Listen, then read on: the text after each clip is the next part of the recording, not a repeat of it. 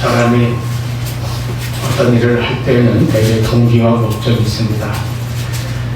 아무런 동기도 없고 목적이 없다면 무의미한 나날이 되겠죠. 그런데 사람이 무슨 일을 하든지 강한 동기와 목적 중에 하나는 바로 사람에게 보이는 것입니다. 그래서 사람에게 인정을 받는 것입니다. 우리는 누구나 인정받고 싶어하는 본능이 있습니다. 내가 수고한 만큼 칭찬받고 헌신한 만큼 알아주기를 바랍니다. 여러분, 우리가 살면서 언제 힘들고 언제 외로움을 느낍니까? 나를 알아주지 않을 때예요. 가정에서든 직장에서든 사회에서든 혹은 교회에서조차 열심히 일하고 봉사하고 섬겼는데 그것을 누가 알아주거나 인정해주지 않는다면 마음에 큰 상처를 받기도 합니다.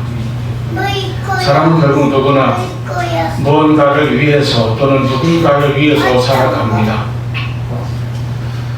좀 심하게 말해서 어떤 사람은 돈을 위해서 살고 또 누군가는 명예를 위해서 살고 어떤 이는 사람들의 인정을 받기 위해 노력하며 살아갑니다. 그러나 우리가 인생을 살아가면서 깊이 깨닫게 되는 사실이 한 가지 있어요. 그것은 사람이 세상을 위해 살고 사람을 위해서 노력을 해도 사람을 만족시키는 일에는 끝이 없다는 것입니다. 사람은, 그리고 이 사회는 열심히 일하면 일할수록 더 많이 요구를 합니다. 최선을 다해도 그것을 당연하게 여길 뿐입니다. 나를 희생하면 그것을 알아주기보다 조금만 지나면 쉬이 잊어버립니다. 그래서 세상을 보고 사람을 보며 사는 인생은 결국은 실망하고 지치기가 쉽습니다. 오늘 본문은 문맥을 보면 당시의 사회 속에서 필수적인 인간관계 가운데 서로 가져야 할 도리에 대한 그런 가르침이 이어지는 말씀입니다. 앞절 앞부분에 보면 남편과 아내 또 부모와 자녀가 서로 가져야 할 본분과 도리를 말씀하였습니다. 그리고 이어서 상전과 종의 관계에 대해서 말씀하고 있습니다. 이 관계에서 서로 가져야 될 태도와 본분에 대한 말씀이 이어지는 가운데 그 중간에 본문이 자리 잡고 있습니다. 그래서 문맥상 직접적으로는 본래 종들에게 주어진 말씀이고 권면입니다. 당시 종들은 노예입니다. 사회적으로 가장 낮은 위치에 있었습니다.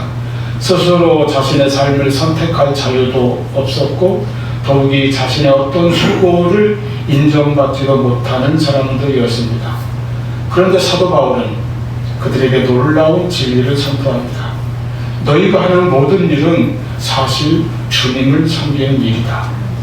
여러분, 종이 하는 일이 비록 천하고 아무도 알아주지 않는다 하여도 너희가 하는 그 일, 그 수고가 겉으로는 지금 주인인 사람을 위하여 하는 것으로 보일지라도 사실은 주님을 섬기는 것이다. 종들은 자기 자유나 권리도 없이 주인을 위해 일하고 주인을 위해서 살아가던 시대에 성경은 말씀합니다. 너희의 모든 수고는 주님께 하는 것이다. 너희는 주님을 섬기며 사는 사람들이다. 이 사는 목적을, 모든 행동과 수고의 동기를 주님께 두고 살라는 말씀입니다. 이것은 당시 종들에게만 주신 말씀이 아닙니다. 오늘 우리에게도 해당되는 말씀입니다. 물론 오늘날 이 사회에는 종이나 노예 제도는 없습니다. 그러나 내가 무엇을 하든 가정에서 부모로 살아가는 것, 남편과 아내로 살아가는 것, 직장에서 성실히 일하는 것, 사회생활하는 것, 교회에서 봉사하는 것, 이웃을 섬기는 것, 이 모든 것이 결국은 주님께 하는 것이고 주님을 섬기는 행위가 되어야 한다는 것입니다. 네. 여러분, 주님께 하는 것이라면 그것은 바로 예배의 삶이라 할 것입니다. 그래서 말씀합니다. 무슨 일을 하든지 마음을 다하여 주께 하고 사람에게 하듯 하지 말라. 우리는 사람을 위해서 산다거나 사람에게 보이려고 사람에게 인정을 받고 칭찬이나 높임을 받으려고 사는 것이 아니라 어떤 일이든 무엇을 하든지 주님을 위해서 살아가는 것입니다. 그러므로 내가 무엇을 하든지 그것을 주님께 하는 것처럼 그런 마음으로 살아야 된다는 말씀이죠. 교회 일이든 가정 일이든 또 세상 일이라 할지라도 같은 원리로 동일하게 우리에게 요구되는 삶의 원리요, 자세요, 목적이라고 하겠습니다. 이것은 하나님의 부르심입니다. 하나님께서 우리를 부르신 그 자리는 이 교회 안에서만이 아닙니다. 교회 안에서 이 거룩한 강단에서만이 아니라 교회 구석구석 보이든 보이지 아니하든 어디서든지 주님을 섬김으로 행하는 그 작은 손길 하나하나까지 그 자리가 하나님께서 부르신 자리고 주님을 위해서 일하고 섬기는 자리입니다. 가정에 돌아가서 부엌의 싱크대 앞이든 직장의 책상 위에서든지 병상의 침대 위에서든지 어디에서나 그 자리에서 내가 죽게 하듯이 살아가는 그 모습, 그 삶으로 주님께서는 우리를 부르셨다고 하는 것입니다. 이런 말씀을 상고할 때에 이와 같은 믿음을 가지고 우리가 살아간다면 첫째로 우리가 살면서 바라보고 섬기는 대상이 달라지게 될 것입니다. 즉 우리가 무슨 일을 하든지 죽게 하고 사람에게 하듯 하지 말라 하셨습니다. 이 말씀은 우리는 주님을 섬기며 살아가는 사람들이라는 것입니다. 여러분, 우리가 살면서 힘써 수고하는 모든 것을 주님께 하듯이 하라. 우리의 모든 섬김과 수고와 봉사는 주님께 하듯이 하라는 말씀입니다.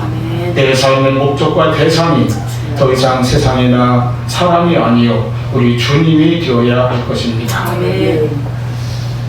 여기 먼저 사람이 보이게 하지 말라고 하셨습니다. 이 말은 사람을 무시하라는 말은 아니죠. 사람에게 보이려고 그렇게 꾸며서 행하지 말라는 것입니다.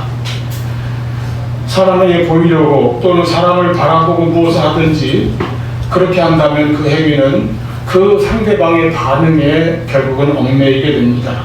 인정을 받으면 내 마음에 기쁨이 있고 무시를 당하면 상처를 받고 시험에 듭니다. 칭찬을 들으면 힘이 나고 지적이나 비난을 들으면 분해합니다. 감사 인사를 받으면 계속하고 싶어지나 별 반응이 없으면 억울한 생각조차 듭니다. 그래서 점점 섬김과 봉사와 모든 수고가 결국 사람에게 보이기 위한 것이 되고 계산이 되고 거래가 되어집니다. 여러분, 우리의 모든 섬김과 행위의 대상은 사람이 아니라 주님이십니다. 마음을 다하여 죽게 하듯 하고 사람에게 하듯 하지 말라. 사람을 바라보고 사람에게 기대하며 사람만을 의식하는 데서 대부분의 마음의 문제가 발생합니다. 우리가 삶 속에서 지치고 시험에 드는 이유는 그 대상을 사람에게 두고 세상에 두기 때문이에요. 사람을 바라보면 그 사람의 반응에 따라서 내 마음도 기분도 끌려가게 됩니다. 아까 말한 것처럼 내 수고를 알아주지 않을 때는 서운한 마음도 듭니다. 또 잘했다고 자꾸 칭찬을 듣다 보면 우쭐해지고 교만한 마음이 들기도 쉽습니다.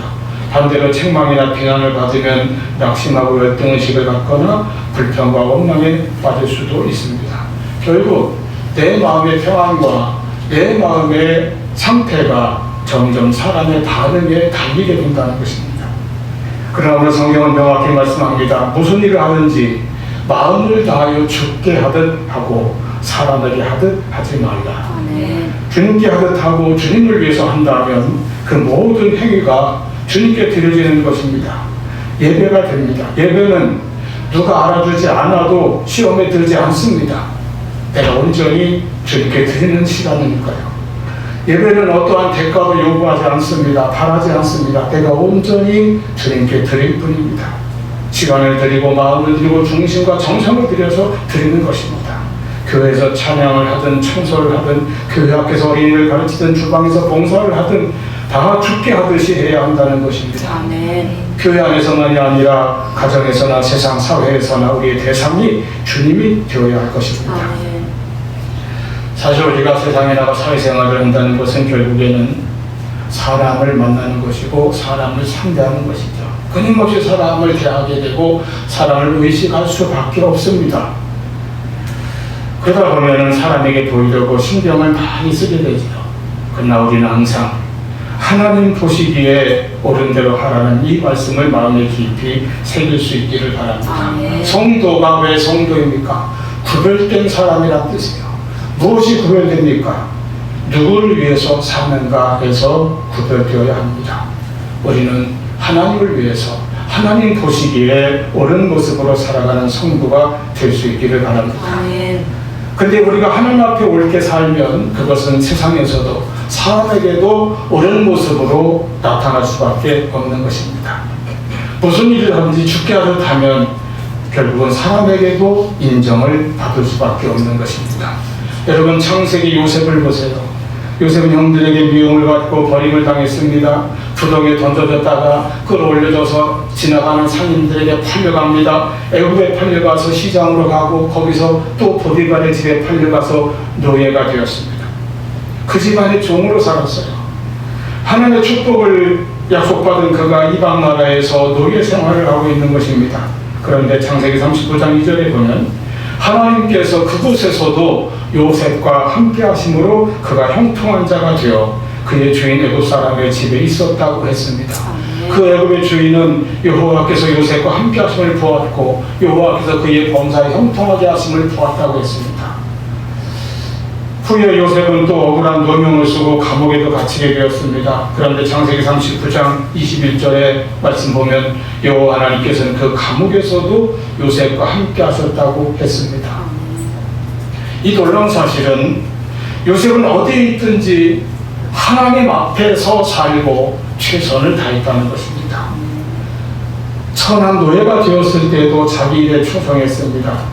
억울한 죄수가 되었을 때도 감옥 안에서도 성실했습니다. 왜 그랬습니까? 그는 사람을 위해서 살지 않았기 때문입니다. 그가 처한 환경은 가장 힘들고 억울하기 짝이 없는 자리였으나 그는 한결같이 살아계신 하나님 앞에서 살았습니다. 보디발을 위해서 일한 것이 아니라 하나님 앞에서 충성되게 자기 일을 했습니다. 그랬더니 보디발이 그를 알아주었습니다. 감옥의 간수에게 잘 보이려고 일한 것이 아니라 하나님 앞에서 신실하게 살고 행하였습니다. 그러자 간수가 그를 전적으로 믿게 되고 모든 것을 맡길 정도까지 신뢰하고 신임하게 되었습니다.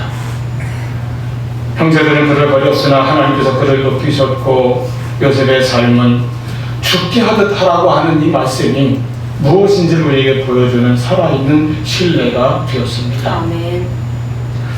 후에 요셉처럼 이방 땅에서 하나님을 섬긴 분들도 다 마찬가지였어요.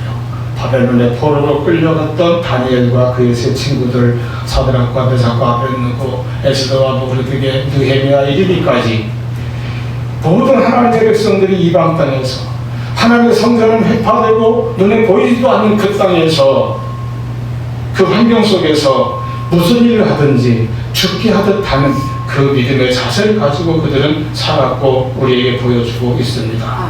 그리고 하나님께서는 이들을 어디에서나 함께 하셨고 나가서 이들을 지극히 높여주셨습니다. 하나님의 큰 일에 사용하셨습니다. 그 나라에서도 아주 중용되게 하셨습니다. 무슨 일을 하든지 여러분 죽게 하듯 하십시오. 교회에서나 가정에서나 세상에 나가서도 무슨 일을 하든 죽게 하듯 하는 믿음의 승리자들 되시기를 바랍니다. 두 번째로 무슨 일을 하든 죽게 하듯 하는 것은 우리 행위와 수고의 그 자세와 방식을 새롭게 할 것입니다. 23절에 무슨 일을 하든지 마음을 다하여 하라 하였습니다. 우리가 읽지 않았지만 본문 앞에 22절에 보면은 종들에게 하는 말씀입니다. 종들은 상전에게 순종하여 사람을 기쁘게 하는 자들처럼 눈가림으로 하지 말고 오직 주님을 두려워하여 성실한 마음으로 하라 하였습니다. 여러분, 이 사회에서 눈가림으로 하는 일은 도처에 많습니다. 일시적으로 그때만 그냥 지나가고 보자는 이런 방식은 세상 곳곳에 널려 있어 많은 사람들이 행하는 방식입니다. 어쩌면 이것이 인간의 속성인지도 모릅니다. 그러나 우리의 방식, 그리스도인의 태도는 그렇게 할 수 없다는 말씀입니다. 여러분, 우리는 사람을 상대로 사는 자가 아니라 주님을 향하여 사는 자들이기 때문입니다. 모든 일을 죽게 하듯 한다면 눈가림으로 넘어갈 수 없을 것입니다. 마음을 다하여 행하게 될 것입니다. 어떤 일을 할 때에 마지못해 억지로 하는 것도 아니고 나의 욕망에 따라 또는 감정에 끌려서 하는 것도 아니고 또는 누구에게 보이기 위해서 하는 것이 아니라 하나님 앞에서 내 마음의 중심을 세우고 살아간다면 우리는 어떤 일을 하든 마음을 다하게 될 것입니다. 정녕 눈 가림으로 할 수가 없어요. 하나님께서 보고 계시고 하나님께서 다 알고 계시는데 어찌 눈 가림으로 넘어갈 수 있겠습니까? 하나님은 사람을 보실 때에 외모를 보지 아니하시고 중심을 보신다고 했습니다. 마찬가지로 하나님께서 어떤 일을 보실 때에 그 결과와 성과만을 보시는 것이 아니라 그 동기와 과정을 보시는 것입니다. 결과는 외모이고 동기와 과정은 중심입니다. 누가복음 21장에 부자와 가난한 과부가 각각 드린 헌금의 액수는 외적인 것이고 결과만 드러난 것입니다. 그러나 예수님께서는 그들이 드린 그 액수, 그 결과로 평가하지 않으셨습니다. 가난한 과부가 드린 두 렛돈이 부자들이 드린 많은 금, 은 것보다 더 많도다 말씀하셨습니다. 그 중심을 보셨기 때문이에요. 하나님은 외모보다 중심이요 과정보다 결과입니다. 다윗은 시편 56편 8절에 적었습니다. 나의 유리함을 주께서 계수하셨사오니 나의 눈물을 주의 병에 담으소서. 이것이 주의 책에 기록되지 아니하였나이까. 내 과정과 중심을 주께서 아시고 주의 책에 기록하실 것입니다. 아멘.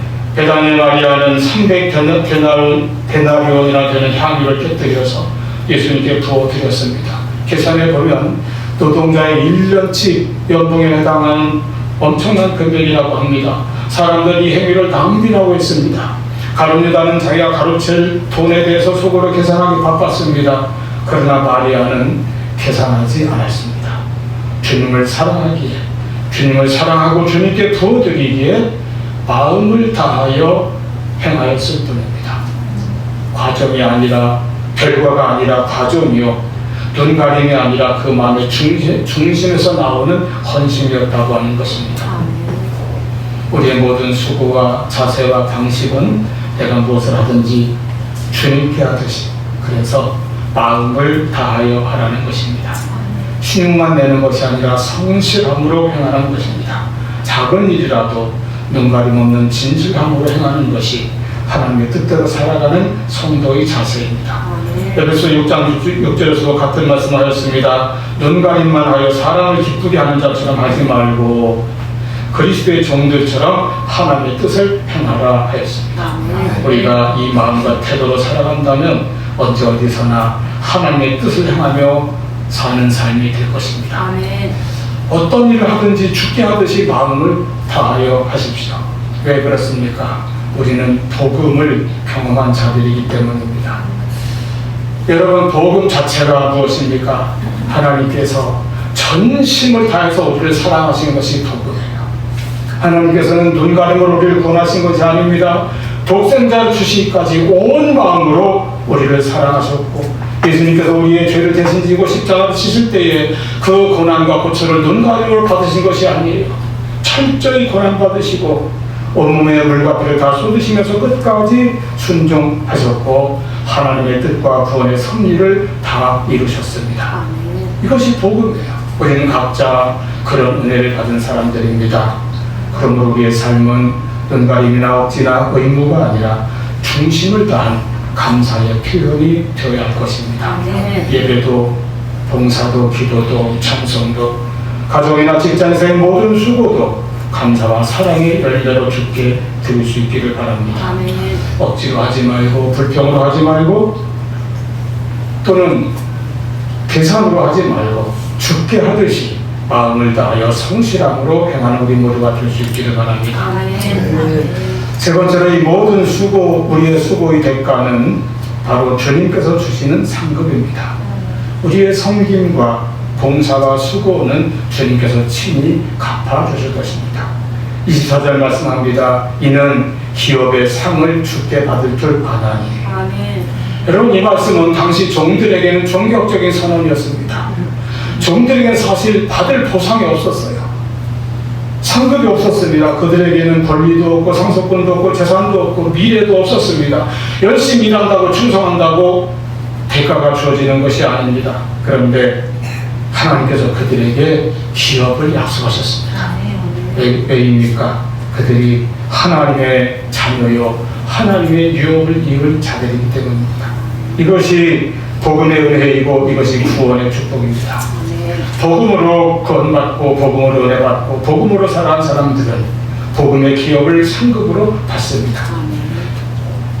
우리는 원래 죄의 종이었습니다. 하나님을 떠난 자들이었습니다. 그러나 구원자로 오신 예수 그리스도께서 십자가에서 우리 죄를 담당하심으로 우리를 구원하셨고 우리를 하나님의 자녀되게 하셨습니다. 이제 우리는 종이 아니라 상속자가 된 것입니다. 노동자가 아니라 자녀가 된 것입니다. 같이 일을 해도 일꾼이 아니라 아들로 나가서 일하는 거예요. 그래서 우리에게는 하나님께서 약속하신 기업의 상급이 있습니다. 아멘. 내가 무엇을 하든 주님을 섬기며 살고 눈 가림을 하는 것이 아니라 마음을 다해 죽게 하듯이 행하며 살아갈 때에 그 수고, 그 봉사, 그 헌신, 그 눈물, 그 삶에 대하여 주님께서 상급으로 갚아주실 것입니다. 아멘. 모함 여인 룻이 홀로 된 시어머니 나오미를 극진히 동행하면서 섬겼습니다. 대학교 달에 들판에 나가서 이삭을 땅에 떨어진 이삭을 주우며 묵묵히 충성했습니다. 아무도 돌아보지 않는 낮은 자리였습니다. 나오미에게는 이러한 룻의 눈물겨운 수고와 봉사에 대해서 갚아줄 아무런 재산도 능력도 없었습니다. 그러나 하나님께서 보고 계셨습니다. 그리고 하나님께서 갚아주셨습니다. 룻은 성경 전체에서 가장 축복받은 여인이 되었습니다. 하나님은 성도의 성실과 수고를 기억하십니다. 그 말없는 충성과 헌신을 잊지 않으십니다. 그 눈물의 기도를 아십니다. 기록하십니다. 어떤 성도는 평생 힘없이 섬깁니다. 연약하고 지친 몸으로도 기도합니다. 병든 가운데서 주님의 사랑을 행합니다. 어떤 이는 아무도 모르게 봉사하고 수고합니다. 세상은 알아듣지 않고 모를 수도 있습니다. 혹 교회 생활 수고를 목사가 일일이 다 알지 못할 수도 있습니다. 그러나 하나님께서는 아십니다. 하나님께서 보시고 하나님께서 기억하십니다. 가장 선한 때에 가장 완전한 방법으로 갚아주실 것입니다. 아멘. 이것이 하늘의 상급이요 기업입니다. 또 한 날이 1871년 고종 8년에 조선왕실 가문에서 철종의 종질 사촌 조카로 태어난, 여러분 청소 잘 아세요? 이재영이라는 왕손이 있었어요. 훗날 조선기독교에서 왕손 출신 최초의 목사님이 되는 분입니다.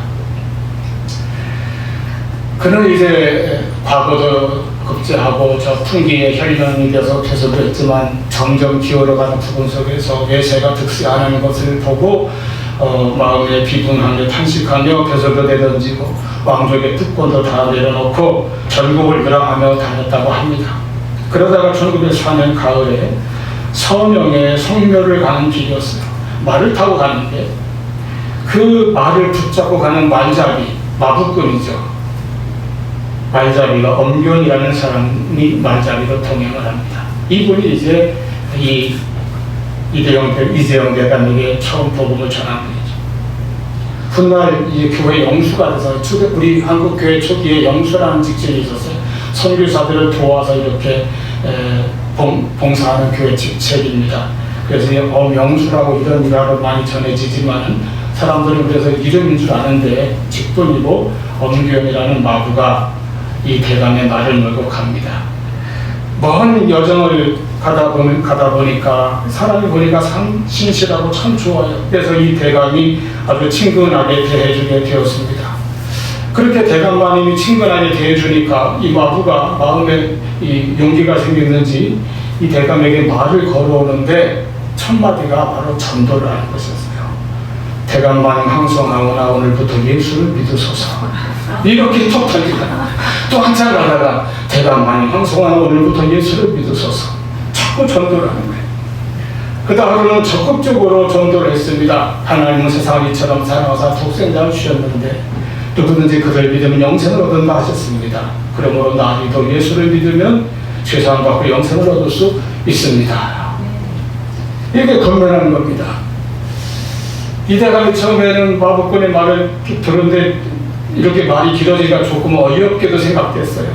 그래서 그런 하찮은 것을 하지 말고 말이나 잘 몰게 야단을 치고 핀잔을 들었습니다. 덧붙이기를 예수를 믿으면 상놈이 양반되느냐? 너 같은 너도 마부꾼이 변하겠느냐? 하고 물었어요. 그러자 마부꾼 엄기원이 대답합니다. 대감마님 예수를 믿는 것은 그런 도리가 아닙니다. 저는 마법권 시설을 면하려고 예수 믿는 것이 아닙니다. 예수를 믿으면 더 좋은 마법권이 됩니다. 예수를 믿으면 마법권 노릇을 더 잘하게 됩니다. 이제는 이 말에 놀라는 한편 예수에 대한 호기심이 생겼습니다. 그래서 그는 기독교가 그렇게 좋은 것인가 하는 의문과 함께 예수에 대한 것을 좀 더 묻고 시간이 지날수록 점점 그 마음에 그 생각이 커져 갔다고 합니다. 그러다가 그의 나이 38세에 되던 1907년에 성동교회 동사경의 선거리에서 예수를 믿기로 뜨겁게 체험하고 결심을 합니다. 복음을 깨닫고 난 뒤에는 교회 헌신하여 성동교회 장로가 되고 나중에 평양신학교에서 공부를 하고 왕손 출신으로 처음 목사가 되었습니다. 남대문교회와 성동교회에서 목회했죠. 여러분, 예수를 믿으면 더 좋은 마법권이 됩니다. 이 엄기원의 말이 저에게 얼마나 큰 감동을 줬는지 몰라요. 그는 아마 당시 신분으로 보건대 많은 학문을 닥치는 못했을 것입니다. 신학을 공부한 것도 아닙니다.